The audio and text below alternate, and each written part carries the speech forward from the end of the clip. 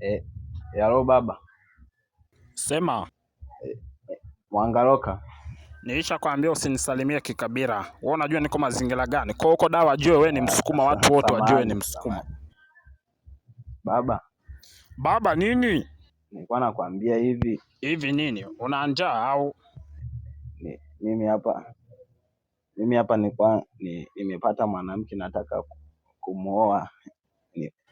Delano, naomba urudishe mtoto wa watu. Wewe ni mwehu, huwezi kuoa. Hamna nini? Ni mwanamke mkubwa hivi, yani ni mkubwa kabisa, yani kama ni mkubwa kabisa, niambie hivi ana hela atanifunza kila kitu, kwa ndo nataka kumuoa. Maskini ya Mungu, mwanangu umelogwa na mshangazi. Mungu msaidie mtoto huyu. Hamna baba, sio mshangazi, ni mwanamke tu, ila wenyewe huko ndo wanamuita eti mshangazi, ila sio mshangazi.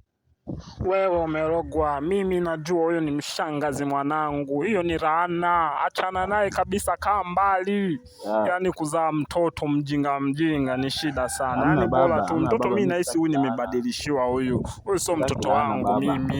Yeye ndo kanipenda mwenyewe. Kapenda uzezeta, kwani ana hela? Ana hela. Mpe namba zangu, afu wewe tafuta vibinti vidogo hivi, achana na huyo. Umenielewa?